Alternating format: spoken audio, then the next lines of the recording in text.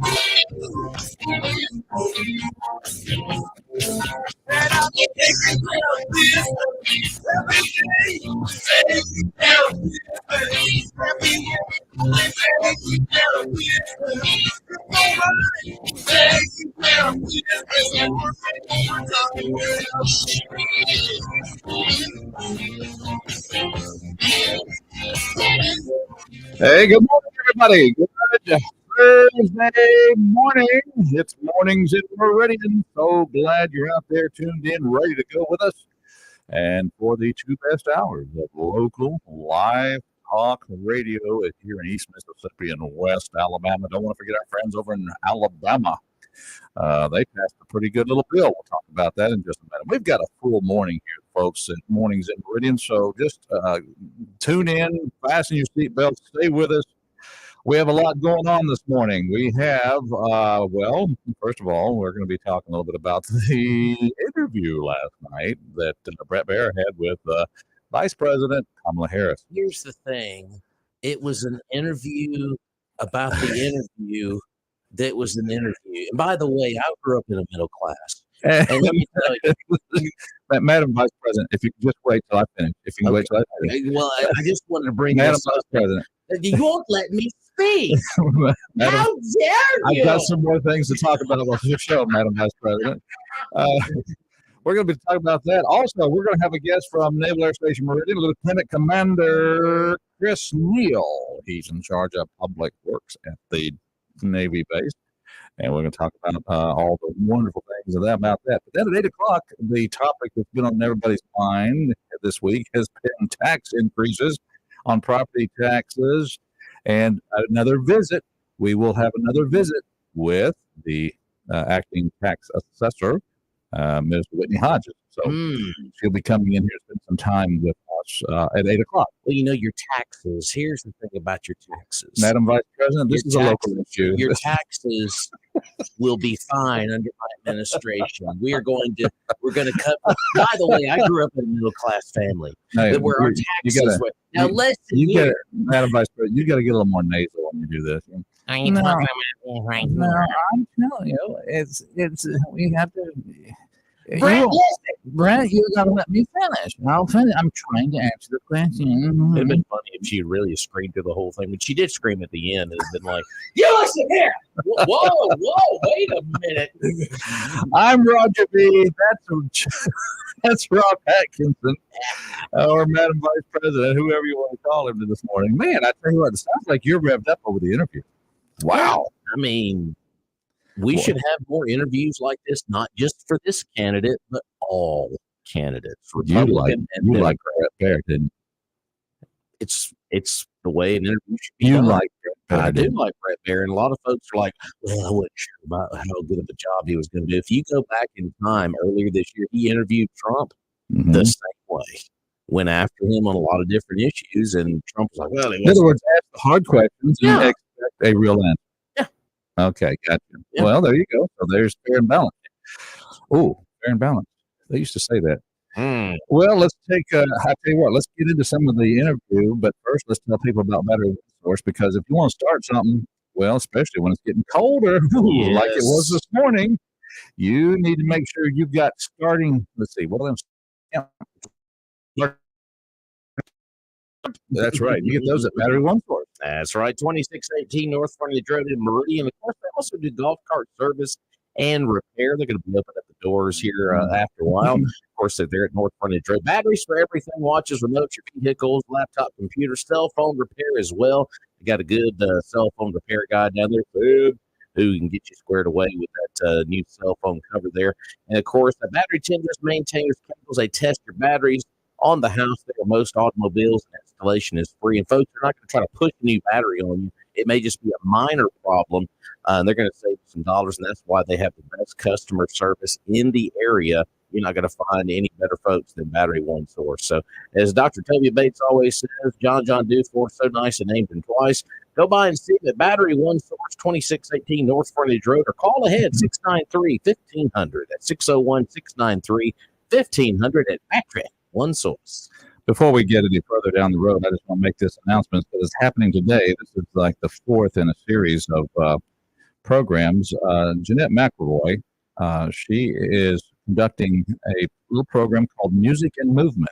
Okay. If you have a child ages 1 day to 5 years old, and you just want to spend 40 minutes with that child, and they just enjoy a musical program where they can learn the rhythms and have the fun with just hearing the music. It's a great program for children. It's going to be at Community Christian School, 10 o'clock this morning. Community Christian School on Highway 39, right before you get to the Robert Bowman Family Funeral Home. That's for preschool ages 0 to, well, I guess not 0, it'd be 1 day to 5 years old. And it introduces the preschooler to music and rhythms, and it's a great development.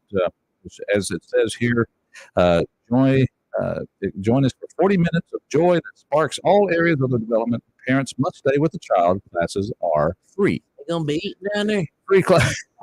10 o'clock. I don't think we're going to have any food. Hey, damn it. It's free.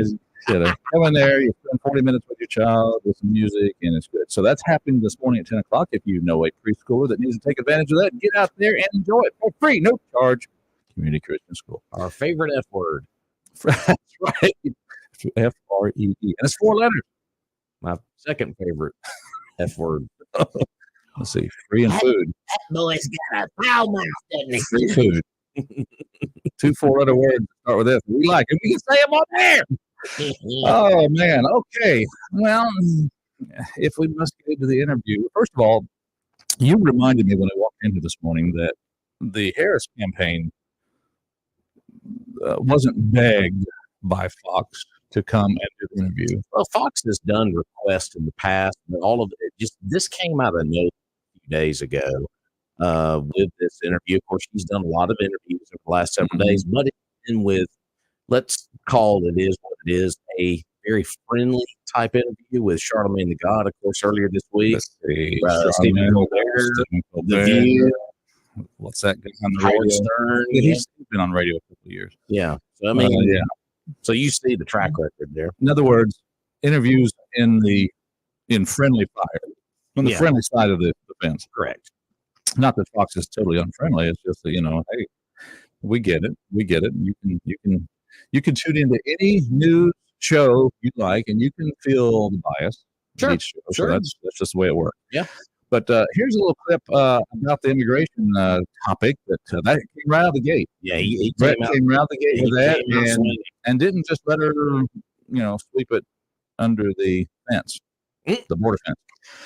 What fence? So we got a caller on the line. We'll get to you in just a moment. Let's play this clip right here. How many illegal immigrants would you estimate your administration has released into the country over the last 3.5 years?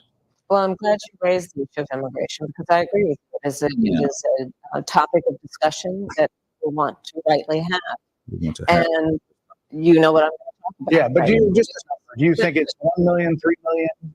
Brett, let's just get to the point. Okay, the point is that we have a broken immigration system that needs to be repaired. So your Homeland Security Secretary said that 85% of apprehensions. We have an immigration system. 6 million people have been released into the country. And let me just finish. I'll get to the question, I promise you. I was going to answer it. And when you came into office, your administration immediately reversed a number of Trump border policies. Most significantly, the policy that required illegal immigrants to be detained through deportation, either in the U.S. or in Mexico. And you switched that policy. They were released in custody awaiting trial. So instead, included in those were a large number of single men, adult men, who went on to commit heinous crimes. So looking back, you regret the decision to terminate Remain at the beginning of your administration. At the beginning of our administration, within practically hours of taking the oath, the first bill that we offered Congress, before we worked on infrastructure, before the Inflation Reduction Act, before the CHIPS and Science Act, before the bipartisan Safer Communities Act, the first bill, practically within hours of taking the oath, was a bill to fix our immigration system. Yes, ma'am. It was called the U.S. Citizenship Act of 2021. It was essentially a pathway to citizenship for the Yes, ma'am. But you have to let me finish. You had the White House and the House Senate, I'm in the middle of responding to the point you raised, and I'd like to finish. We recognized from day one that, to the point of this being your first question, it is a priority for us as a nation and for the American people. And our focus has been on fixing a problem. And from day one, we have done a number of things. Okay, focus on fixing. And as Brett tried to point out there, and I'll say this, on all fairness, he kind of asked a question and didn't get answered. He asked another question, so he had kind of a couple, 3 questions going there at once. Well, in full transparency here, he has every right to do that because simply the fact, a lot of folks don't know this, she was 17 minutes late getting to the set. Oh, that's they were promised 30 minutes, and then they cut into the time. So she says within hours of taking office, they propose a bill. So I get the strategy: propose a bill that they won't go for, to say to the electorate, to say to the American people, we try. We try to do something. And there's another clip we're going to play too about that bill, where she gets caught in a big time lie. It stings. So. Oh, a big time lie. What is that? The no apology bill? Or the, yeah. Okay. Well, let's get this caller on board with us. We can listen to it as well. Good morning, caller. How you doing this morning? MAGA morning, true American patriots. Yes. Hi. Good morning. Well, I heard the spot for battery one source. Yes, sir. Do not do not call it coal cranking amps for nothing. That's right. That's what it is. Cold cranking amps. That's it. That's it. Gotta have them. Gotta have them. So. You'll be sorry. So how you been doing? Did you see the debate? Not debate. Did you see the interview with Kamala Harris last night? No, man. My blood pressure won't take things like that. I'm not interested in anything a demon catch. Oh, you got to be open-minded now. You got to hear both sides. I ain't got to be nothing but me. Okay. That's exactly correct. Yeah. The only thing I know that I absolutely have to do and ain't looking forward to is die. Yeah. But, you know, we had another shooting in Meridian last night. We had one Sunday afternoon. I just don't know. Is this going to be like Dodge City? Yeah. And absolutely no plan to do anything about it. No. You just made me think of a good business. We could open up a place in downtown called the Oak Tree Corral. I think what that'll do is run a bunch of Frank Conklin and make it an indoor range so they can practice. We're getting more killed in action instead of wounded in action. I mean, here it is. This used to be a nice place to live. People are scared to go out at dark, man. You know, and shopping and this, that, and the other. It takes a toll on everything. Between the drive-bys and the shooting and the homeless, why? And here again, they want to clear off a piece of land to entice somebody to build a big factory here or something. Nobody's coming here. They need to get off that unicorn and park that thing. Well, these people do the research before they stick millions and millions of dollars into something. Why? Ask the question to yourself. Why would you build something here? Well, until cities, whether they're the size of Meridian or the size of Jackson or wherever, until they adopt a very, very low tolerance for anything that would resemble gang activity, you're going to be dealing with anything. It cannot get any better without intervention from U.S. Marshals or a better qualified, trained, and equipped law enforcement, unless the sheriff's department takes over the whole thing. I don't know if you're listening. 89 or 90 homicides in Jackson this year thus far. Yeah. I don't know if you're listening to the show back on Tuesday. We had Sheriff Calhoun in studio, and we were talking budgets back on Tuesday. And his brand new budget, which includes, obviously, he has a budget that includes the drug task force, also the jail, of course, incarcerating individuals. All of that is included in his budget, administrative, everything. It is just, what is it, Roger? Over $11 million. $11 million, that's including the management of the jail. And he's got 52 folks that are actual patrol deputies, officers that are out there in the street. And so you see, they are doing the work with less. So they are doing work, a lot more work with less to work with as far as funds. Here's the deal. It's professionally run, and the troopers are professional. Amen. Every time you see green, you feel safe. You know the boys is on the job. You know they're trained and know what they're doing. Here's the deal. The sheriff's people have jurisdiction in the county and the city. They patrol and enforce the law in 740 square miles. I think. It's a lot. Of the whole damn county, Lauderdale County, from edge to edge, end to end. And here, the city of Meridian has got this little metro area, or whatever that consists of.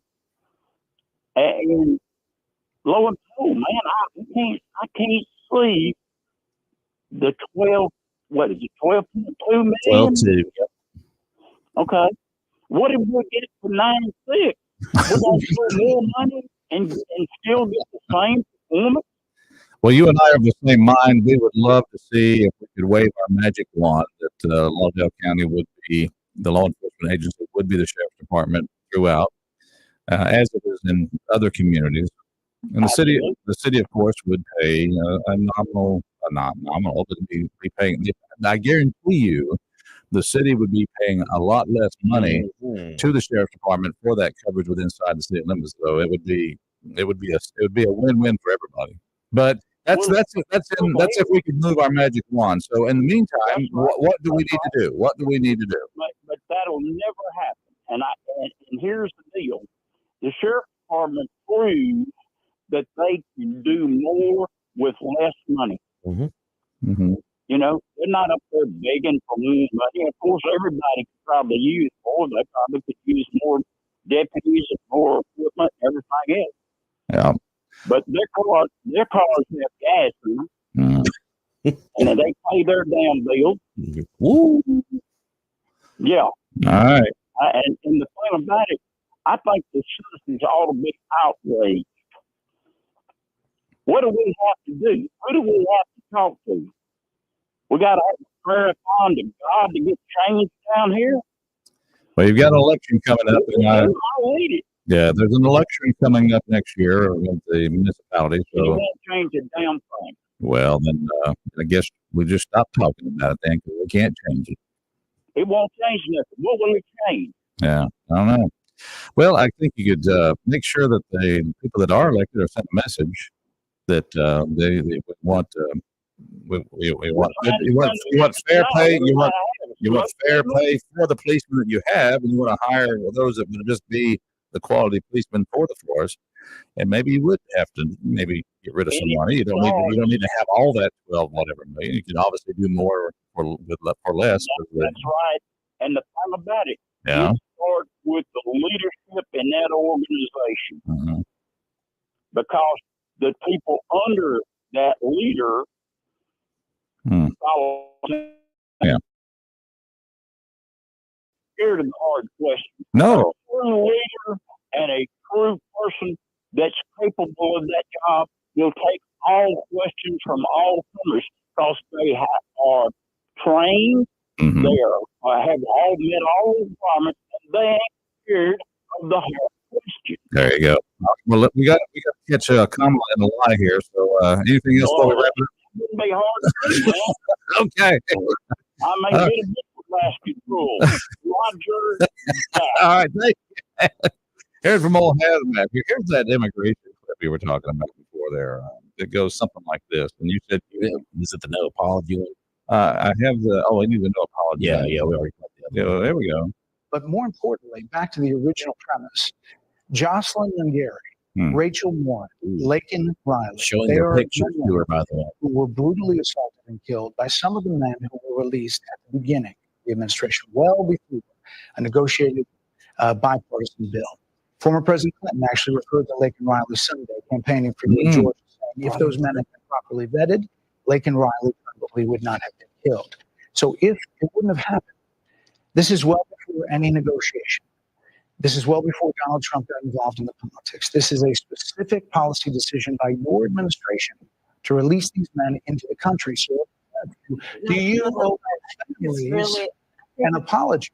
Let me just say, first of all, those are tragic cases. There's no question.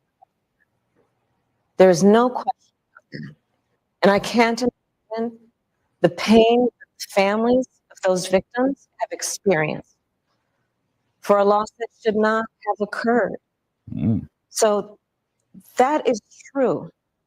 It is also true that if a border security had actually been passed 9 months ago, it would be 9 months that we would have had more border agents at the border, more support for the folks who are working around the clock, trying to hold it all together to ensure that no future harm would occur.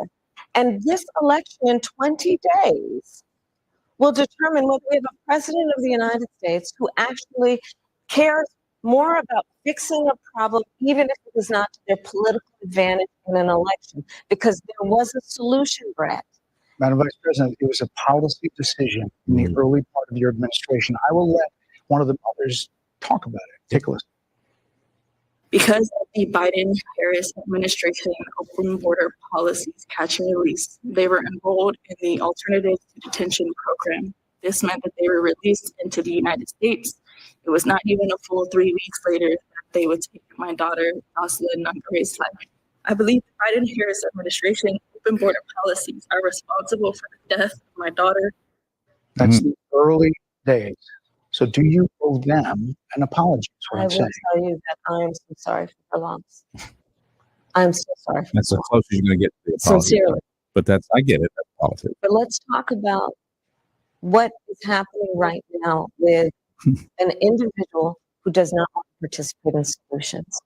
Let's talk about that as well. Go back But to in all fairness, I back. told you, I feel awful for what she and her family have experienced. During that time, So where was the lie?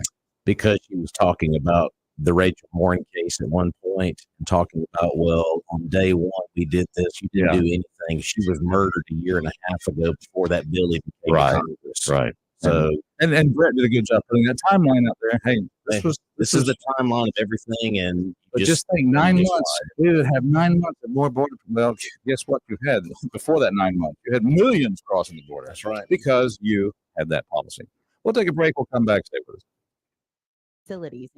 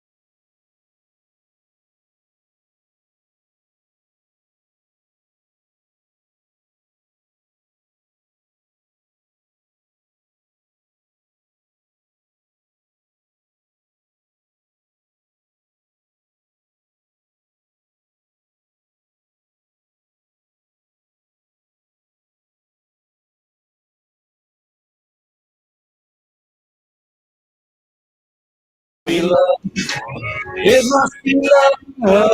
It must be love. I'm talking about Brett and Kamala. That was a little love relationship there. Wasn't it? I think the love in Troy is gone. The feeling's gone. Oh, man. It's Mornings in Meridian. Hey, let's say a big happy birthday to Alan Jackson. Hey, Alan Jackson, 66 years old today. that's a good one. That's a good one. So, yeah, that's why we're playing a little Alan Jackson. And other birthdays include people like, well, let's look down the list here. I don't recognize people anymore. Is it my age or is it just we I have? don't know. Start saying names. I'll let you know. Oh, here's the late Margot Kidder. Okay. She was born in 1948. Oh, here's one, the late Irene Ryan. Oh, okay. 1902. She was Granny from Beverly Hillbillies. Yeah. Great actress, by the way. She, that don't be fooled by that Granny acting. She was quite the, and when she was younger, quite the looker, by the way. Yeah. I know because I was there, Rob. You were there. Yeah, Okay. back in the early You and 20s. Joe Biden were there together. All right, there you go. Listen here, soldier. Won't you just tell us about where to buy our business supplies? That's what you got to do. Where do we get our buy our business supplies? Here's the thing. You're gonna. I can't do that anymore. Southern Business Supply. A staple is something that you have to be able to keep things together. I'll let And you- that's what Tim and I are trying to do, keep things together. when Toby's here tomorrow morning, I'll let him do all those reads like that. He'll Oh, love it. that's right. Well, see, that's the thing about you got Toby coming in. I got to be away. I get Toby in here. I'm gonna That's miss right. it. I love it. Okay. We love our good friend Billy Adam Calvert, and actually talked to him yesterday. Went through a lot of different issues going over there in Jackson right now, which we'll talk about that coming up with our visit from Whitney Hodges. But so Business Supply, located at 5685 Dale Drive, course, will be opening up the doors at 8 o'clock. Business supplies, they've got them. They've got janitorial supplies. There's 5-gallon spring water coolers, break room supplies, full line of office furniture as well. Home office, desk, chairs, filing cabinets. They got those all for next day delivery. And of course, you always hear Charles Frazier talk about this. You can shop online at southernbusinesssupply.com. And when you buy local, folks, that money stays right here in our backyard. And what do I always say, Roger? You don't see Amazon on that left field wall on the fence at a local ballpark. Not even Prime? No, not even Prime. You're going to see Southern Business Supply and good local businesses like it. 485-2447. That's 601-485-2447 with Southern Business Supply.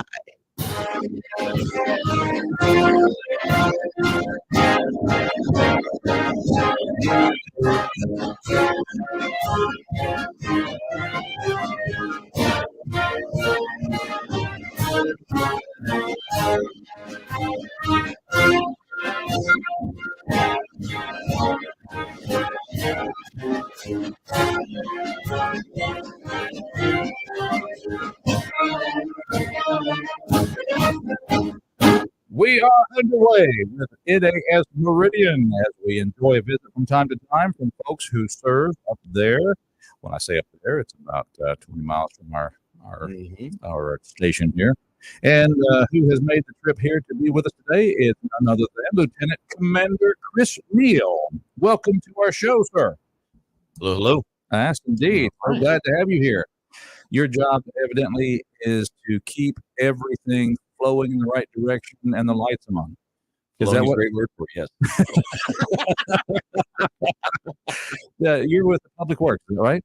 That is correct. And what title do you actually use for that? Head man, the guy in charge, the big guy, big chief? Something like that. Public Works Officer. Oh, okay. That sounds more military. The Public Works Officer. Sounds official. There's the PWO up there.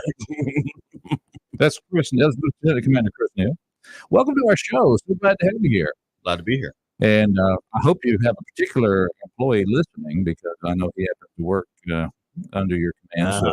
So he's civil service now, but has spent some time in the Navy. So I hope he's listening. But in the meantime, let's just say glad you're here. How long have you been on board NAS Meridian? I've been here for about 4 months. 4 months. Right. Welcome to Meridian. Thank you. Give me your first impression, knee-jerk reaction. What do you think? Knee jerk. This is You can be truthful. This is a talk radio. You can say exactly what's on your mind. People may not like it, may not speak to you, but you can say what's on your mind. all right, or better, or for worse. This Yes. is absolutely the most isolated location I've been in so far. That's fair. That's fair and enough. that comes with its its pros and cons. Yeah. But absolutely, I think what sticks out is the people that I get to work with every day. Yeah. Extremely hardworking, dedicated professionals, and if they're representative of the Meridian community, then I think it's a great community that we have here. Fantastic. When you talk about isolated, and yes, it's just bizarre, and it just shows you the power of political strength of the 50s and 60s when you can put a naval air station where you train Navy pilots to land on aircraft carrier in the middle of pine trees. So it's pretty cool. Now, you have served where before arriving here, sir?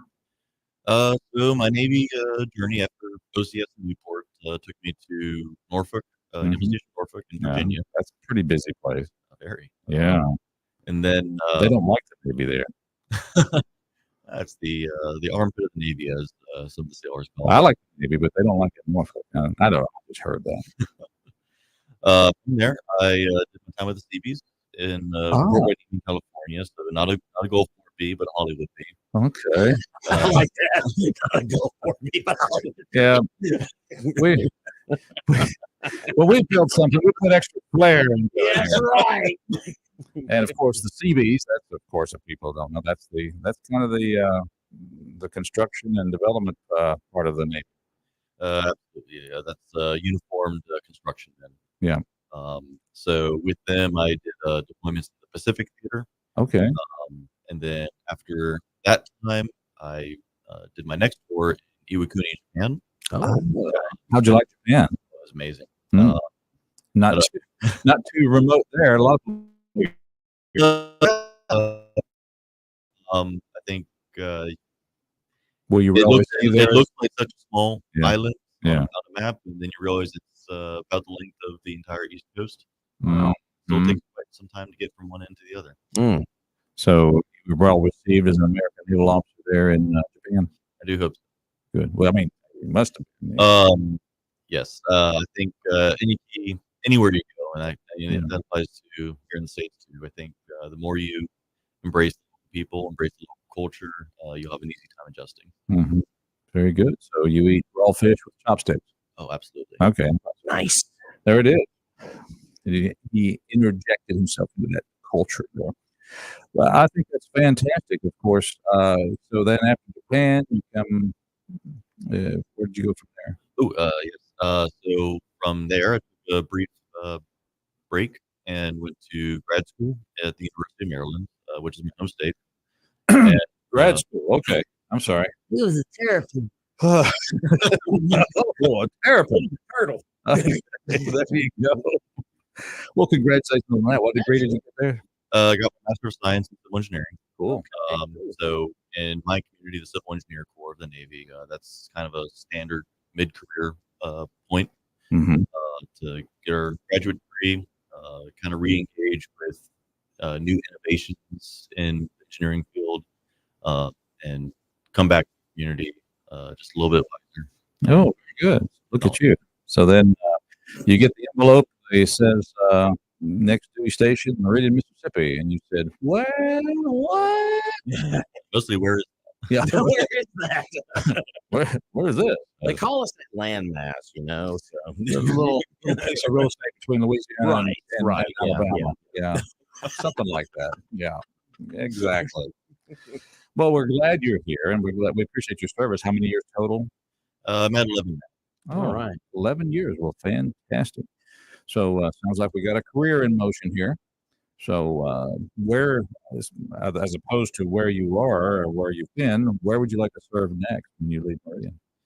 I think as you might have just heard, I've been at somewhere different every time. Right. I'd like to keep that going. I think we live in a great country with a lot to see. I would like to either get out to the Pacific Northwest or get up to the Northeast. There you go. Somewhere in the middle where there's not really much water. But surprisingly, still Navy is there. There you go. That's right. In a little bit there. Very good. Well, we certainly appreciate this. And of course, when we talk about public works, we kind of have a feel on the civilian side. We know Meridian's civil service, or well, civil service, his public works director, and he's a great guy. Mr. But Hodge, yeah. we know that he keeps things flowing and helps get the streets in good shape. So, how does that translate to your duties up on board NAS Meridian? What is it that you're really fully in charge of up there? I'd say it is very similar. So we have nearly 1,000 buildings and structures. 1,000. Wow, that's a little town. Mhm. Of course, dominantly that's talking structures and linear structures as well, right? Not just your concrete pads, but all of your roads, all of your power and utility infrastructure, both falls in that purview. So to give it a quick summary, right, my job is to ensure that all the buildings and infrastructure aboard the station is able to support the missions that those tenant occupants need them to perform. So when we talk about the air wing or the schoolhouses, they rely on that infrastructure being operable to be able to conduct the very important missions they have to prepare our force. So light bulb goes out and I call Chris Neal. Just about. Wow. Wow. There's lights out up here. Yeah. And Chris. That was oversimplifying it. You just co-signed onto that. That's pretty interesting. But that's of course I know that goes from everything from electricity, the physical structure, all the way to the water and the water processing. Is that right? That is correct. Okay, so a lot under your command there. Yeah, and also a lot of there's also a lot of things on the side that it kind of takes to make that happen, right? You can't just go into things without a plan, so you need some master planning background. You need to make sure that you stay environmentally compliant. So we have other folks within our department that make sure that we're staying out. Okay, so staying out of trouble sounds like I've been in trouble sometimes. Hey, up at command, they said, "Hey, we've got Chris Neal coming out of his graduate school. Where are we going to send him? Send him down to Meridian. Send him down there. Keep him out of the way. Keep him out of trouble. Not much he can get into down there." No, it's good you're here. And of course, we want to say a big thank you for you joining the service. In just a moment, we're going to find out what motivated you to do that. But first of all, we want to give you some advice. If you want some good hot food 24 hours a day, you can go to the Magnolia Restaurant at the Queen City Truck Stop on Highway 5920 at exit 150.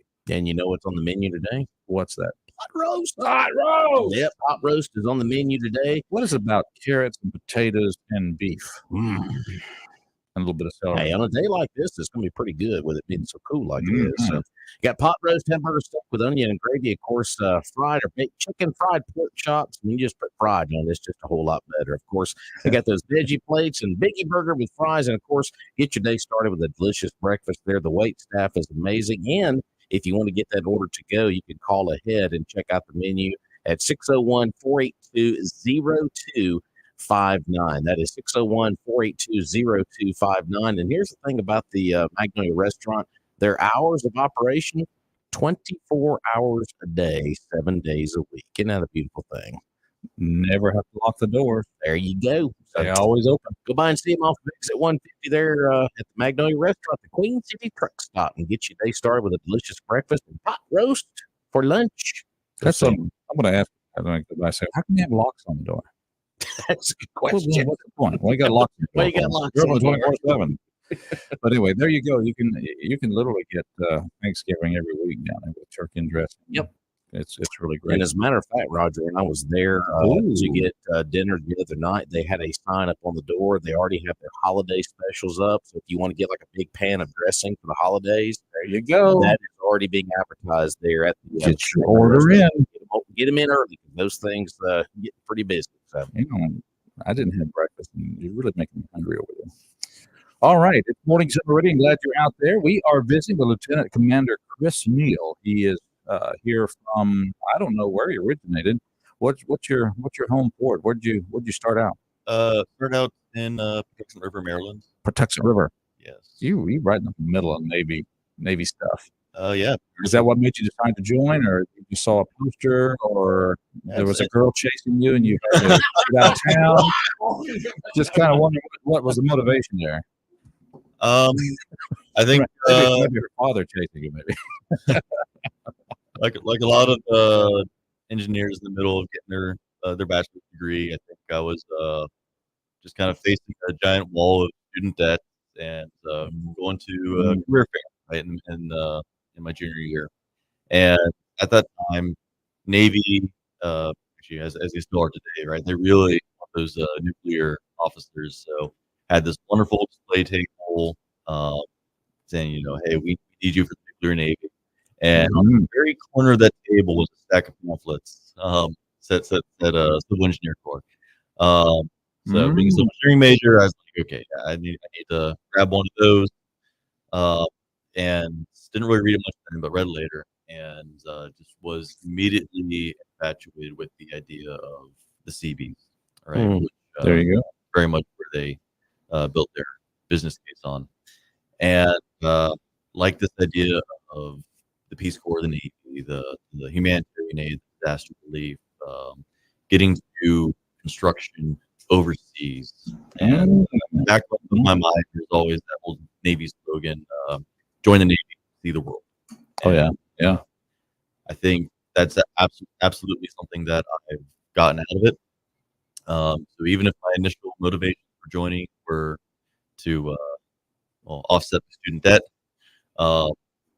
I'd say ultimately what keeps me in is that continued opportunity to see the world and more importantly, get to see the people of the world that I get to work with. Fantastic. So you haven't been to Europe yet, have you? I've not. Oh, that'd be a good tour, wouldn't it? That could be the next stop. You never know. It. Now, I do know that the CBs have a reputation for being very, I think, thorough, meticulous. Not leaving anything undone. So now that you're in the position you're in, how do you deal with those who you might encounter who might be maybe on the civil service side and say, well, this is the way we've always done it, and it seems to work, and you have a different idea. How does that kind of work out? Yes, that one's always. Or maybe you don't encounter that. I don't know. I only wish. There it is.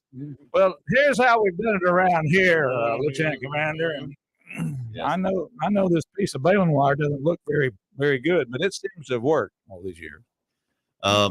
So this is the third public works department that I've been a part of. Okay. And I think that attitude is somewhere that you'll always encounter. You find anywhere where you find career professionals who've been there for 30, 40 years, and they've all they have their opinions, they have their ideas, and I think really it's not so much a matter of saying, hey, you think this, you're wrong, I think this, I'm the boss. Sorry. But it's really a matter of just making sure that everybody in the room understands why people think what they do so that they can come together. And maybe that means that the senior guy is right. We go with this, with how it's always been done. But maybe it means that it's time to challenge that status quo. And but at least he knows why we're doing it, and he knows that the leadership is taking accountability for that change. Now, for the person who's just coming on board, everything seems to look kind of hunky dory as far as the public works go. But are we in pretty good shape at NAS Meridian, or we have a lot of needs that have to be addressed? Oh, what is flush? That's the most important part right there. Let's bring the hot boxes out there. I think anywhere you go, there's challenges. I think we always contend with doing the best we can with taxpayers' money, and stretching it as far as we can go. So, we do stretch it, and I think really when it comes to that, it's a matter of prioritizing where exactly it needs to go. So we want to make sure that that mission comes first, and that this base is able to support the training mission that it provides. Okay, so we're looking at 11 years in, so you're probably thinking at least 20. Is that right, or what's your thinking? Maybe 20, in a day. Yeah. 20 a day. 20 a day.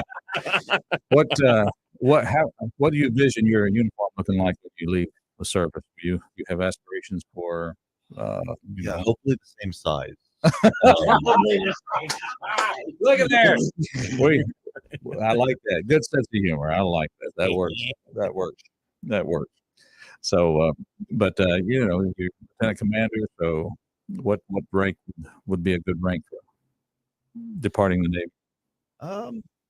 I think I would be ecstatic to depart as a commander, to get that silver oak leaf and kind of, which at 20 years is probably about what I could imagine. Right? Sure. If I make it there with still wearing the Lieutenant Commander, then well, that's a pat on the back.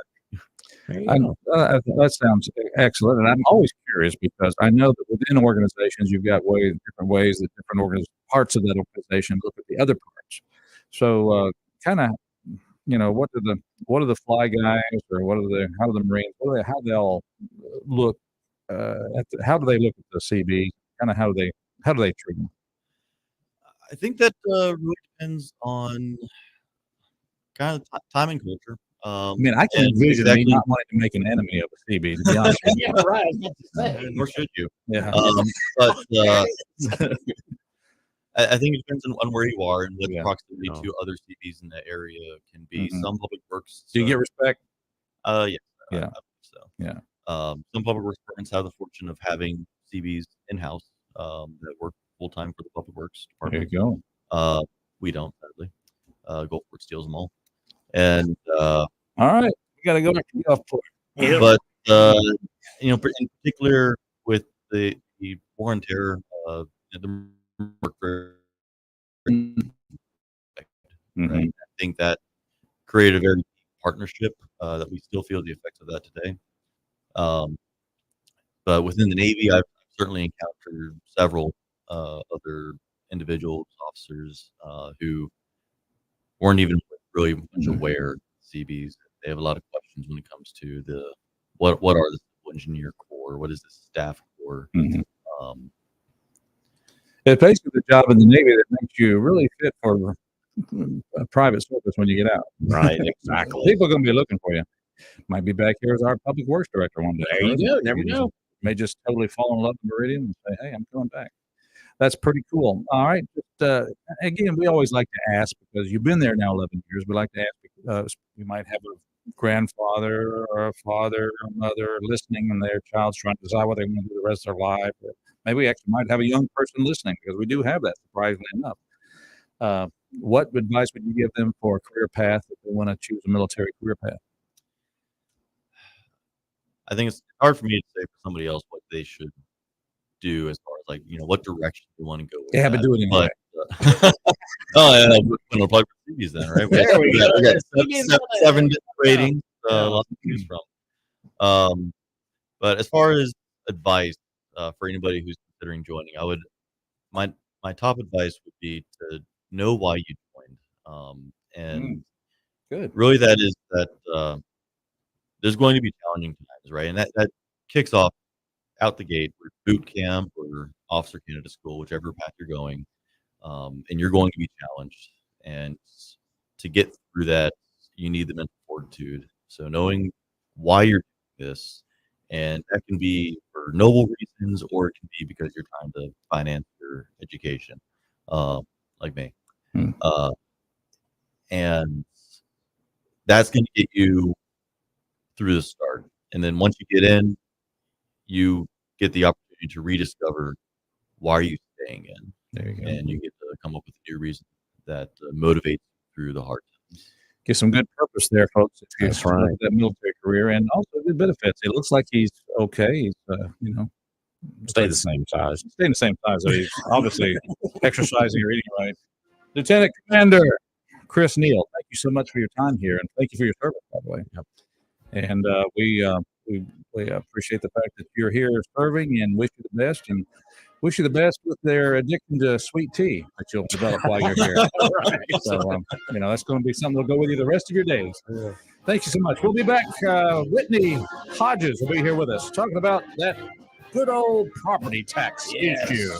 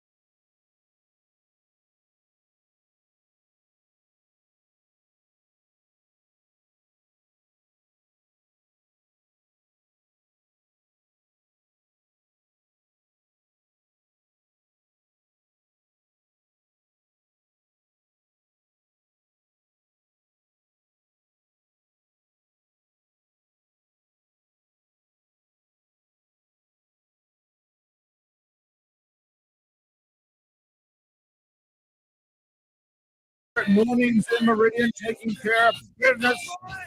And this is good business because coming up in just a little bit, we'll be talking about, well, the topic we've been talking about all week, and that's property taxes. It's all your fault. That's Trump's fault. Come on. Well, there's another person you can blame. There you go. We passed the bill. We put a bill forth, and he just didn't want to do it. I'm sorry. Don't get me started. It's Mornings in Meridian. And the words in Brett Baer's mind, shut up! Yeah, but it was very professional. He was very professional. He brought back a semblance of hope of real journalism in this country. Oh, she was bushwhacked over there. What did you expect was going to happen? By the way, they requested to be on Fox. They did. Okay, there you go.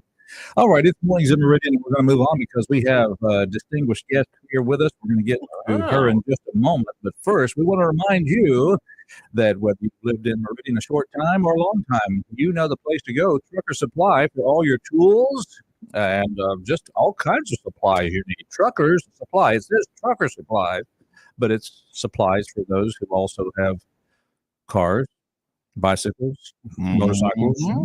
You can get all your supplies at Trucker Supply. What does David Carr say on the advertisement? It's more than just truck parts. That's right. That's right. Folks, tomorrow we are celebrating Trucker Supply because they are having their big 50 celebration down at Truckers tomorrow from 10 until 2. We'll have Alex on the show tomorrow to tell us more about all the specials because they're going to have like 20 reps there tomorrow. It's going to be a big time event. So we'll tell you more about that in the morning. But drop by there today. They got Knippix Tools Milwaukee. That's the big name brand down at Truckers, of course. They've got everything under the sun there. Of course, any products. I know everybody likes to do their tailgating thing at the ball games. And they got all the coolers, and all your mugs, even replacement parts for those. And hot seat pressure washers. I know they've already got some good deals they'll have down there tomorrow during the 55th celebration. So Trucker Supply located at 519 Highway 19 South, right next door to those golden arches. Go by and see them today. And most notably tomorrow for that big celebration. That is our good friends down at Trucker Supply. And congratulations to the Carr family. They've been doing it for several years. And celebrate them tomorrow here in Meridian. Yes, folks, she has been able to be a wife, a mother, and a Lauderdale County certified assessor for the tax office. And she's been able to do all of that and keep her youthful looks. Say welcome to our show, Ms. Whitney Hodges. Good morning. Welcome to our show. Glad you're here. You guys. Whitney's fault. Why you gotta point your finger at me? Just you raise my taxes. I think everybody's been blamed from her to Miss Doris to everybody. Well, let's just and it is a good point. First of all, thank you for coming back by the studio. Absolutely. You were here with us a few weeks ago, and we appreciate that. But we also are very interested to make sure proper information is put out there for our listeners. And so thank you for taking the time to come by and clear things up. And when we talk about clear things up, well, we heard earlier this week that there's going to be a 20% increase in your property taxes. And so and then we've heard since then that, well, it's not quite 20% across the board. It could be up, it could be down. But that's an average. So with that kind of information, and when you were here before, you did explain that there is a requirement by the state to do an assessment every 4 years, the formula for those. But kind of unpack this for us once again. And folks, I hope you're listening because we want all the information to get out here so your questions get answered. And we'll have time for some questions you can call in with in just a moment. Don't have selective hearing. Listen to everything. Listen to everything. Listen to all of it there. Yes, and just kind of walk us through this whole thing. And okay. That would be great. Why is this 20% increase out there? Yes, sir. And a lot of that goes back to I hate to say, I'm not pointing a finger, but let's just say the Mississippi Department of Revenue has a set of guidelines that we have to follow. And I believe one of your callers called in earlier this week about it. It's Title 5, Part 6, Subpart 2, Chapter 6, Mississippi Administrative Code. Anyway, that's the guidelines that we have to follow. In those guidelines, we do an update year or an index year or the fourth year. People call it a lot of different things, but basically we do 25% each year for 4 years, and then in the fourth year we do statistical analysis and try to get the cost to reflect the market. All right, now let me back up and say you do 25% a year. What is that? Yes, sir. What is that? So we have approximately 46,000 parcels. Okay. So we do, it's not like when you go to the bank and you borrow money and they do a fee appraisal and they compare your home to 3 other parcels. Gotcha. We do 12,000 parcels per year. That's what you mean by 25%. You cover 25% of your territory. Yes, sir. And That's I'm properties- glad you properties. cleared that up because I was Yes. talking to someone earlier this week. It's like, well, they appraised everything in 1 year. So there's no way they did that. No, They do it a little bit at a time because, like you said, there is that much to Right. cover in the county. We would So- have to have, I don't even know how Oh, many you'd have to have appraisers a- to get oh, it all God. done in 1 year. probably quadruple, if not more. So, Exactly. And these appraisers, they are in-house appraisers. Yes, sir. You're They not are in-house. contracting They outside. live local. They pay taxes here just like we Mm-hmm. do. And I just wanted to spell with some of that. Now, I would like to say it's not a full 20% across the board. It's only on real property. If you have raw land, it does not cover the land. The Department of Revenue sends us an actual rate every year for agricultural use on land, and that actually went down this year 4%. So land is not affected. Business, personal property is not affected. So that's going to be, your computers, your desk, everything inside your business. Those things are not affected. If you're over 65, you are not affected. The legislature did a Senate Bill 2578 that protects everyone over 65. It basically freezes your value until the deed changes. So in other words, if you sell your house and buy another house, it goes back up to market. So your taxes don't change, but your value changes. And I think sometimes people get confused when we talk about taxes and value. So overall, on the entire city and county, the increase is only about 11% for the total assessed value. Now, individually, the things that went up the most are residences, commercial buildings, and rental property. And so we take a look at those as closely as we can also. But there's 100 different variables. It's not like, not everything, it's not cookie cutter. Not everything's not the same. So let's read past the headline if we can. Not 20% across the board, folks. Correct. That So is let's correct. read beyond the headline. Correct. Correct. There's an increase in value, which does cause an increase in taxes because the Board of Supervisors chose not to change their millage. The City Council did change their millage. They came down approximately 1% or 1 mil, not 1%, 1 mil. Excuse me. I want to make sure my terminology is correct. Be And sure. Yeah. So it will help the city people a little bit. Well, now I made this comment in the show. It seems to me that the Board of Supervisors would have done well to do at least a kind of at least a token gesture of trying to save the taxpayers a little bit of money by reducing, even though you say this about the city, it wasn't much, but at least it was something. Yes, sir. And I agree. Our Board of Supervisors, I think, should have done the same thing. Yes, sir. We began visiting with them way back in probably February, March, to tell them that we had to install these new cost items that the Department of Revenue was requiring us to do because they come and audit us as well. Like everything we do is audited by the Department of Revenue. So we knew that the values were going to go up because they had not gone up in probably 10 years for the cost of materials. And if you go to buy a roof or a 2x4 or some sheetrock or flooring, gosh, any of it, it's gone up dramatically in the last 4 years. And so that's blended with the market has also increased. And, the cost of home selling has gone way up. I mean, Steve Corey's been on here a good bit, and he's been really good to outline the market, what's been going on for them. Thanks for being a listener. And thank you. I do like listening to you guys. Those officials listen. But it's very difficult to just say it in like 2 or 3 sentences because there's a lot more to it. And the money gets added on after we tell them what the value is because they have to figure out what their budget is over and above that. But I guess what I'm trying to say is we've been trying to tell them it would be a good idea to come down on the millage this year. And I guess they needed it for other things. Well, then, in point well taken. So it was actually probably recommended to them to make a reduction in Yes, millage. sir. It was recommended. Okay.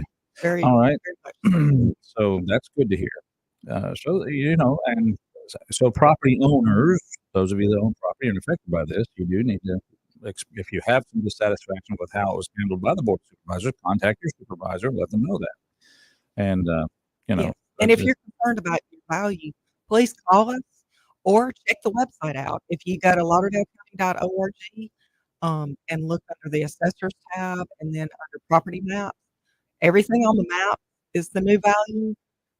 You can look at it and see what your taxes were for last year. So you can actually see those values online right now.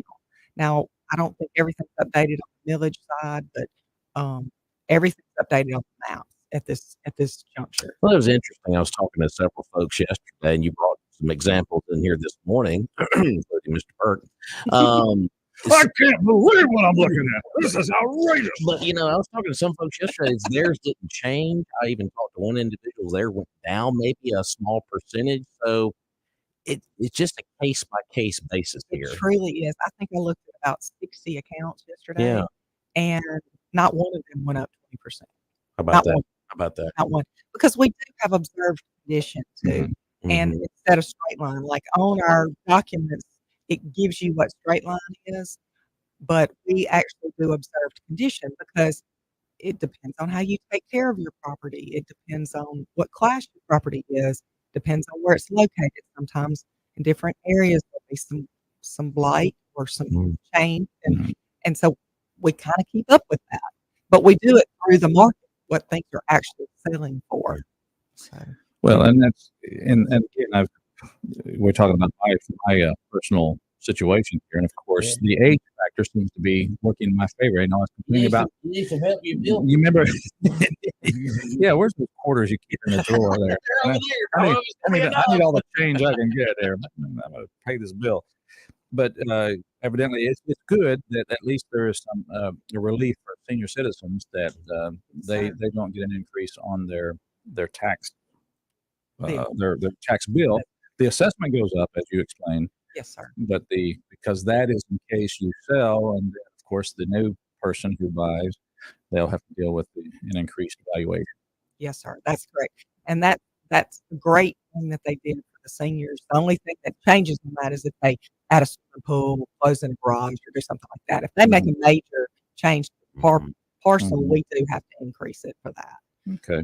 Very good. We're just trying to keep up with market and keep everyone on the same page. I think it's, and I realize your job is probably a thankless one, but I can't imagine how. Let's just say, okay, I put on an assessor's hat and I go out there. You're looking. Every piece of property is so different, but yet you have to present an objective value for that. And I'm just like, my mercy, how do you possibly do that? And we don't go inside.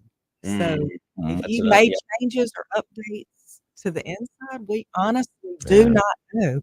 And so then you go and, pull up Pickford and Corey or Go Hill Group or Winstead Realty or any of the local realtors, and you look at the insides of the homes, and they're vastly different. Vastly different. Sure. I mean, you could have one family that does no remodeling and no updating, and then you could have the other family that puts everything brand new in. So it's hard for us to keep up with that except through the market, and it's a non-disclosure state, so it's really a volunteer thing to tell us what it's sold for. We have to ask for homestead purposes, but you don't have to disclose everything. And then what if you bought a tractor or an implement or something when you also bought the parcel? Rob, how about going to that house where the people say, "Oh, we don't need a litter box in our house." Oh, right. Woo. Woo. Seriously, change this carpet, please. 601-485-9191. If you have a question for the tax assessor, you're welcome to call in and ask that question. So let's do that right now. Good morning, caller. Welcome to our show. Hey, good morning, y'all. Hey, Lefty, what you doing, bud?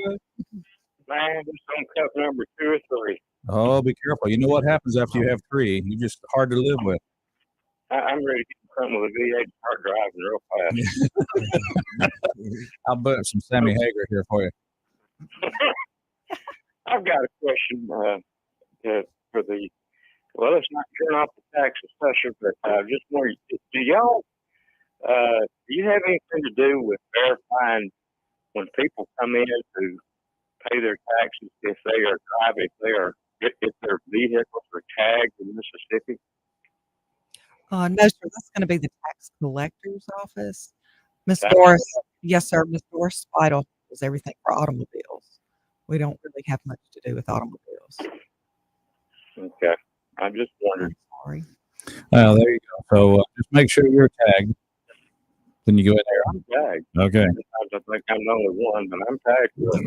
Yeah. Well, no, you're not the only one because I've got a tag sticker to put on my motorcycle. Even I got to get it updated.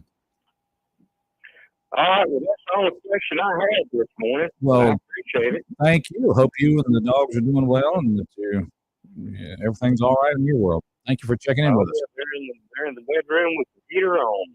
Now, see, that's what I'm talking about. They got the dog. You do let them out though once in a while, right?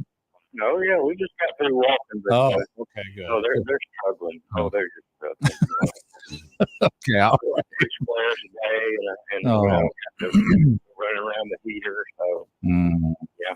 There you go. Taking good care of your pets, people, pets, plants, and all those other P's. All right, thank you, sir. Appreciate you. Okay, well, have a good one. We have, of course, we've just. Of course, she is the candidate for the tax assessor for Lauderdale County and running that post. And she would appreciate if you would check her name when you go to the polls in a couple of weeks. Yes, please. So, Come on. Please, yes. Please. Please. Whitney Hodges. Yeah. Don't let her be the one who has more no's than yeses. Please. It's the toughest campaign in Lauderdale County history. Thank God. Could be like a paraphrase. Exactly.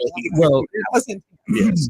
So just to kind of summarize and make sure that everybody see how this all works. And again, and we have yet to get a supervisor in to talk about it from their perspective, but here's the way it rolls. The state has guidelines for your county tax assessors so that everybody's on the same page and you don't have one county going crazy with their plan, another county. There's a uniform system across the state. Yes, There's sir. equalization. Yeah, identical. Anyway, so that every county is identical. All right, there you go. If you watched the movie in '93, you know what I'm talking about. But so the state has the guidelines. You go by these guidelines, and you, as the tax assessor's office, with your staff, you try to assess 25% of all the properties each year, so that by the fourth year, you will have all the properties assessed with Correct. their new values. Yes, sir. And the market values. So in other words, what things are selling for. We also look at that. So the question so that happens, and then once that assessment goes in, then the millage rate, which is determined by the Board of Supervisors, is applied to that assessment, Correct. determining the amount of tax you pay. Yes, sir. That is correct. And Good then Doris Speidel comes along, sends you a Christmas card, That's and based on all this process that has taken place, and she's just simply the person that collects them. She didn't set your taxes. She didn't determine them. Her job is to collect them. So the Christmas cards go out, nice yellow cards. I think in some cases some might be payment, but get some good cards, and you get to realize that you're going to close the wish book that you got from Sears and you're not going to buy anything there because you're going to pay the taxes on your property for the end of the year. Now, the question I have in all of that is, if you're assessing 25% of the properties each year, by the time you get to the fourth year, the property you assessed 3 years ago, that value could have substantially changed since then. So how does that work? Yes, sir. What we do on that is there's a formula for it as well. We actually have an index that we apply to everything that's real property. Every structure in the county is indexed, except one or two. I think, chicken houses don't have an index. I mean, there's a few, one or two things that don't have an index. Honey, we're moving into a chicken house. But the index tries to kind of level it back out to market. Okay. And like I said before, on primary residence class 1, we have to be between 85% and 115% of market. Mhm. And then on commercial property, we have to be between 75% and 125% of market. Now, you know as well as I do, commercial property doesn't sell as frequently as Mhm. residential property does. So it's really hard to keep up with those values. Sure. But we do try to keep a running list, if you will, of things that have sold when we find out how much they've sold for. And so that fourth year is when we kind of put all those numbers together and do a statistical analysis. We have a guy in the office that's just fantastic with spreadsheets and numbers. And I think he's a finance major. He's awesome. He's our senior appraiser, and he puts everything together for us. And we come up with an index that we apply to everyone to try to get everything kind of back to as close to market or level as we can. And then the Department of Revenue comes in and checks it. And if our index is too low, they can make it go up. If, which thank God they've never done that. We've always. We do have a quick question here on Facebook. Mr. Bruce wants to know website again is www.lauderdalecounty.org. lauderdalecounty.org. And it's Lauderdale County, Mississippi. There's one from Indiana. Oh, okay. Just FYI. Okay. Mississippi. All right. So it's And Lauderdale it's got a County. picture of our new building on it. Okay. It's on the All right. opening screen. Then they can just go down there. There'll be a link there for. Yes, sir. It says assessor, or you just put in property map. Okay. LauderdaleCounty.org. And I'll just say this. And I've, Map, right. it's been my experience that as I've looked at tax assessments on properties that I have owned, and this is no exception right here, that I would not take an offer for the property if it was this value. I mean, I would expect to sell it for more than what it's been assessed on. Don't go change it. Yes, sir. Exactly. Don't go make any changes because I said that. But I'm just saying, generally, your market value assessment generally comes in under what Yes, sir, it does. the average owner wants to sell their property for. Generally, it does. It So, does. and that's And if it doesn't, and you've got an appraisal, if you have a fee appraisal that's a year or, maybe 18 months old, because really when it gets beyond a year, that's not really the best. I mean, any fee appraisal will tell you that. But if you have a fee appraisal done and it's our value or less, you can always bring it to our office and we'd be happy to take a look at it and see if there's anything that we can do. So this means for me that you're either always fair or I'm just a greedy something. 601-485-9191. Good morning, caller. How you doing? Morning. Good morning. Every time a person's tax go up, it's all from the state, right? Lots of counties don't have any new thing, right? Well, we're instructed by the Department of Revenue how we assess everything, but that money stays local. So I want to be careful about how we say everything's, the state mandates it, but the money stays local. Everything comes from the state. If everything comes from the state, what you got office for? No, the state directs how the local offices operate. That's what she's saying. Yes, sir. Through the Department of Revenue. And then the revenue stays with us. It doesn't go to the state. It's county revenue. Local revenue. And A lot of counties don't have nothing to do with it, right? No. no, sir. We assess everything locally. We have gentlemen in our office that are appraisers, and they go out in county marked vehicles with badges. And Lauderdale County has everything to do with it. Yes, it's just sir. that they have to go by the rules that are set by the state. Yes, sir. That's correct. Thank you. Well, I know you're saying all this, but why is it that contacts in a lot of counties is higher in the present state of Mississippi? Okay, the car tags, that's a whole different department. She's not. I know that's another point, but Yeah. Yes, sir. But I will say they are based on the millage, and so I guess the millage, the cost of the car, and then the millage that's imposed by the city and county. So that could have something to do with it. Yeah. Which goes all the way back to our boards of supervisors and our city council. Yep. Yes, sir. Well, I know one thing like the county ought to have more money than anywhere. Should have more money than anywhere. Okay, I hear you. Okay, I got you. Thank you for the phone call. Appreciate it. You too, if you have any questions for Whitney Hodges, she'll be glad to answer them. You can call her here at 601-485-9191 right now, or you can contact her at her office, which is very important because it is a county government function. And I know we got to let her go soon because she's got a board meeting at 9. No, so. I know. She don't have to go to a board meeting. Just looking at the clock for her. I know. The board of supervisors, they didn't listen to her the last time, so I have to go this time. Yeah, gosh, JJ. No, he didn't. I know all your names. Mornings in Meridian. We're glad you're out. Cal. Now, I like the way you're being very quiet, and that's good. I mean, let us do this. Let us be the mean dogs. Glad you're out there. Want to be part of the show? 601-485-9191. Your house might be improved by just simply putting a new roof on it. That's right. The tax assessor went by there and said, "I can't believe they're living this thing. It looks like it's a sieve.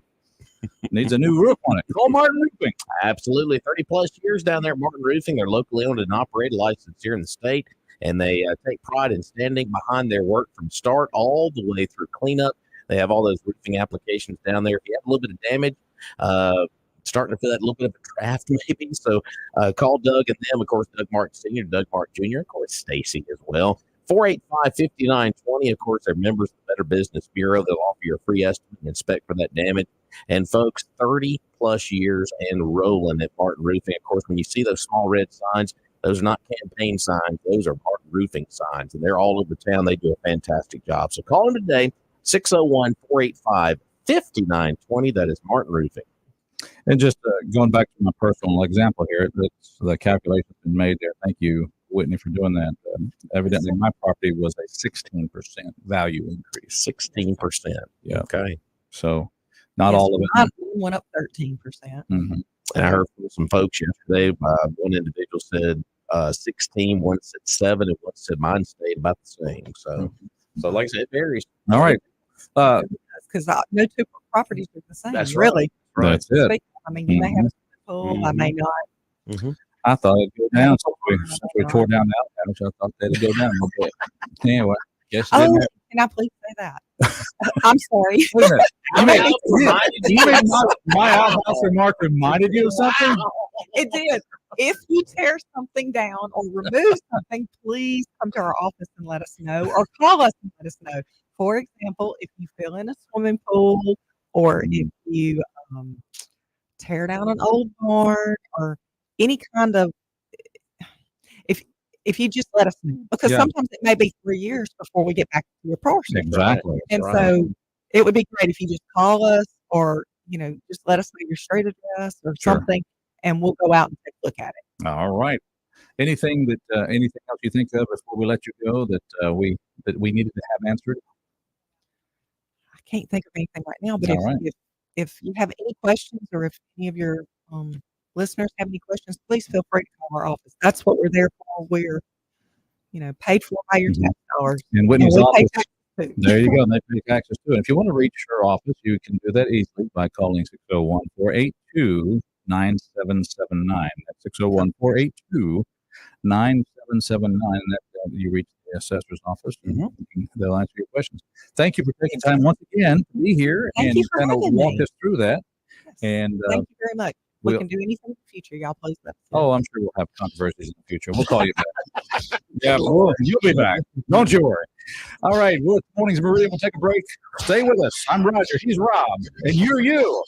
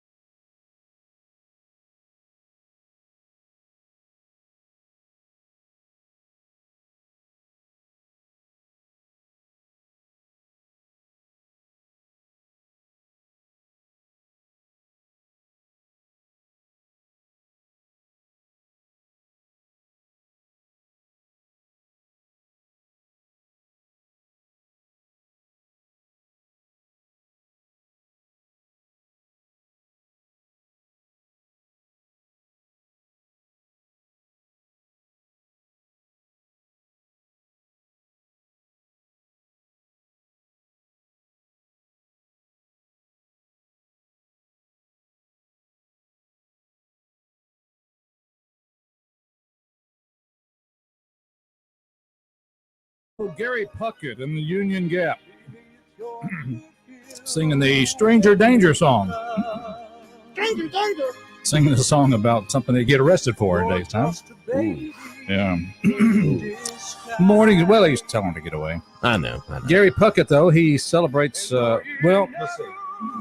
Why are we playing Gary? Oh, I know why.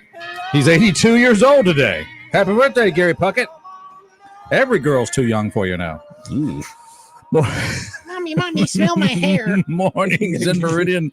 Glad you're out there tuned in. Want you to be part of the show. 601-485-9191. Thank you to Whitney Hodges for coming in here and spending some more time talking about the property tax issue, clearing the whole thing up. So we've heard from Doris Speidel. We played that audio yesterday. We've now heard from the tax assessor. Who's next? Supervisors. You're getting a call today. Ta-ra-ra, boom-de-ay. Let's see. I'm going to spin the wheel of the 5 supervisors. Who's it going to land on? Don't roll your eyes out there, guys. I see you. Don't roll your eyes at us. I like all those guys. I like them all, too. They're just fine people. I'd like to know a couple of them a little bit better. We've had Mr. Houston. We had him on during the campaign. But this was but in my limited opinion, this was an opportunity for them to make nice with the voters, and they didn't do it. Yeah, I mean, I think it would be good for them to come on the program and explain the position. So we've laid out the one office. We've actually laid out the 2 offices, tax collector and tax assessor. And of course, I know Billy Adam Calvert is not shy about coming on this program. Not at all. We talked in great length yesterday about this issue and what they're doing at the state level. And he sent us that information about Alabama setting a cap. Yeah, on property tax increases. And he talked with some of the other representatives there in the House, and they're going to do their best to push that into a session coming up. So, it's a capping bill they have over in Alabama, and he sent us that information yesterday. I'm going to pull it up real quick here. It's an article from the Alabama Reflector back in April earlier this year. It's House Bill 73 in Alabama. Basically, that caps increases in the assessed value of properties. The cap over in Alabama was originally set at 3% for residential properties and 5% for commercial properties, but an amendment offered there in the House by the chairperson there, it's Philip Pettis, Republican there, capped it to 7% across the board. It was negotiated with the Association of County Commissions of Alabama. So that is something similar that they would love to do here in Mississippi. The measure limits increases in assessed values on residential and commercial property 7% across the board. So at a state level, they are looking to introduce that into the next session, according to Billy Adam Calvert. Of course, we talked on the phone yesterday and sent us that information, and actually told me his property value went up as well, like a lot of other folks here. So, that's what they're doing statewide. Well, it's that property owners, kind of dance that we do. And that is the fact that, yes, you want your values to go up. You just don't want your taxes to go up. That's all. Exactly. That's all. But anyhow, this has been good. And I hope that you folks out there have found this to be informative. And so, we have. I mean, I've learned a lot just in this week. So, but remember, too, the state mandate, if I'm correct on this, and Whitney actually talked about this a few moments ago, the bill that she read was adopted, back in 1980? Yeah. And that's why we need to go back to the table and look at this. Might be fixed a little bit. Yeah, might need to be adjusted a little bit. So if it hasn't been adjusted in that long, representatives, I think they need to take a hard look at that, especially with and here's the thing about it. Look at what's changed in the last 4 years all across the board in this world. I mean, nothing. What has gone down in this world? Name me one thing that's gone down. Well, the interest rates have, because back in 1980, if you went to get a loan on your property, you were going to be anywhere between 16% on your loan. Wow. And so when you see it hit 7% like it did earlier this year or within a year ago, it's like, there are people that have been around long enough to realize, 7% ain't too bad. We had it too good for too long when it comes to that. But that's the only thing that's gone down Everything since 1980. That's the only thing. Yeah, that's right. Anyway, it's Mornings in Meridian. We're glad you're out there. Let's take a phone call. Good morning. Welcome. Lefty had to call back again. Why? Do you remember who was president in 1980? Jimmy Carter. Well, in That's 1980, right. Jimmy Good Carter. old That's Democrat. That's why your interest rates at the bank was sky high. I like my peanut. now, incidentally, we have it on good authority that Jimmy Carter voted this week. Yeah. All right. Now, Jalapeno. I'm not sure how he did it. Probably with some help. Because did you just put the pen in his hand? You kind of move the paper to make the mark. Is that how you would work that? They probably gave more than one ballot. I think that's how they're doing it now for the president. No. And I don't mean to make. I mean, I'm glad Jimmy Carter's made a 100. That's good, but we do know that he's quite disabled at this point. He's an idealist, he always was. But anyway, I don't think he has. My question is, I didn't watch the interview last night. I didn't get it on my freebie TV. But did she get asked the question, are you for fracking or not? And if you're for it, are you going to crank up the what is it? The XL? What is that? Keystone XL pipeline? Yeah. The Keystone pipeline. That was one of the first things that Biden did was X that. Well, I can tell you the answer to that because she is for anything that would make a Republican change their mind and vote for her or for the next 3 weeks. Now, after that, it's all over. Well, here's the big issues that came up last night. Immigration was front and center. Brett Baer really she didn't answer. Brett Baer really pressed her on obviously the women who have been raped and killed by these illegals that have come over, and that they went back and forth on that. The greatest threat to our country, which she says is Iran, and she had to kind of wiggle her way out of that one. But yeah, fracking was never brought up. And here's the thing about Brett Baer. He was on Sean Hannity last night, and he said, I had 75 questions ready to roll. And when when the campaign only allows him 30 minutes to interview her, he's not going to get to every issue. But I thought immigration, he put that front and center. But yeah, I would love to have seen him ask about that. But yeah, and here's the other thing that is not being talked about a whole lot this morning. She was 17 minutes late for the interview, and that cut the time a little bit more. And also there toward the end of the interview, there was 4 staffers for the Harris campaign that were waving their arms at Brett Baer, basically cut it. We're done. We're over. And of course he glared over there at him. And that's when he said, I'm being told that we have to wrap up. So I was kind of like, wow. So they were late getting there. And then they had the audacity to say, that's it. It's over. So I would have told him to jump in the lake. Yeah. That was probably part of her strategery, wasn't it, being late? Yeah. Or is Brett Baer said it this way last night in one of his interviews. He said, I felt like they were trying to ice the kicker a little bit, but they were going to ice the kicker last night. So she still didn't answer the question, how many people's come over? Nope. Did she? Did not. That's amazing. She's good at that. I mean, I guess all Democrats. But I did notice one thing. If they couldn't blame Donald Trump for any questions they get asked, I don't think they have anything to say. That's right. I mean, it's always whatever. They're not running for anything. They're just running against something. But if you notice and I was thinking about this last night after I watched the interview, this campaign, the Harris campaign, when it launched after she was inserted in there, it was the campaign of joy, happiness, love. Well, the last couple of days, it's gone from that to pure hatred and doom and gloom. And the word fascism has been used by every single cable channel, every single network, calling Donald Trump this fascist rather. And she screamed, "This is a democracy." Well, Miss Harris, I got a big billboard I want to put in front of your face. This is not a democracy. This is a constitutional republic. Ta-da! Thank you. All right. And you've been in power for 3.5 years, going on 4. Yeah. How can you blame somebody for something that happened during that time that was the previous president of the United States? Why do they keep blaming him for what they haven't done or what's been going on for the last 4 years? Yep. There you go. Good stuff. Thank you, Mr. Lefty. I'm just out there listening. See y'all. Thank you See, for man. listening. Thank you for calling. Thank you for contributing. Thank you for all those things. And thank you for the donuts you're going to bring one day. No, I'm just, Yeah, but it killed me Yeah. last night when she was sitting there screaming democracy at Brett Bear. And I was like, ma'am. And he did say yes, ma'am, a couple of times to her.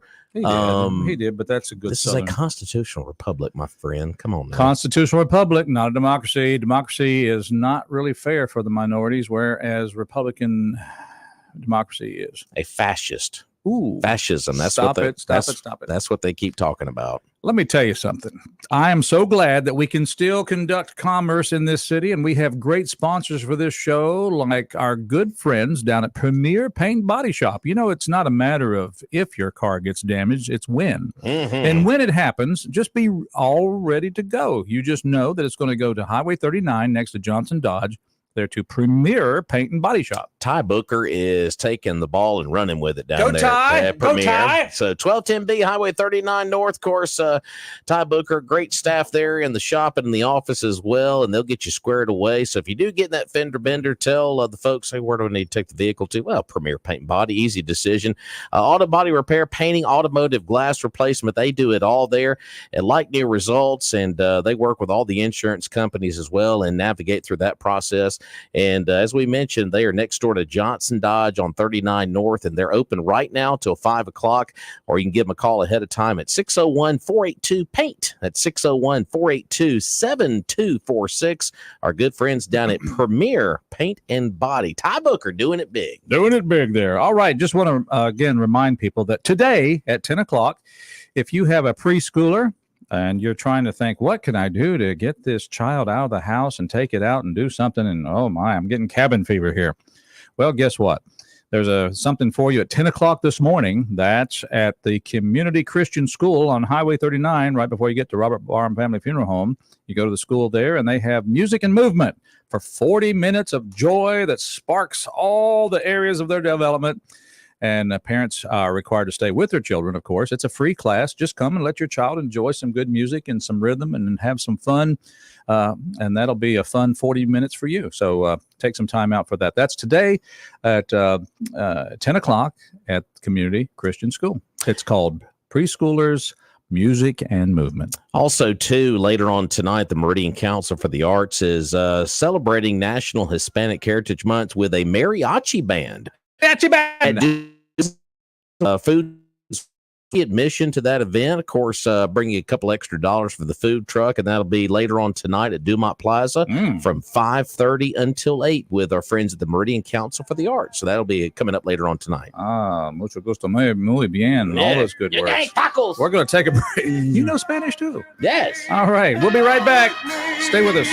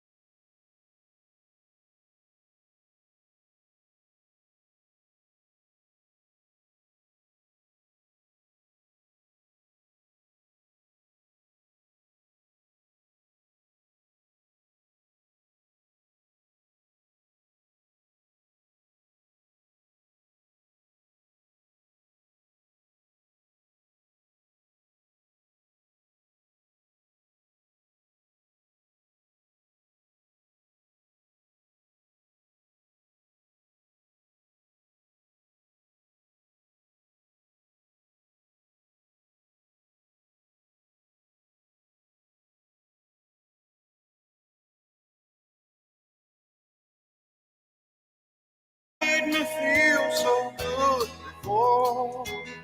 Oh, yeah. The late Earl Thomas Conley, born this day in 1941. That's a good one. That is a good one there. It's how happy birthday if today is your birthday.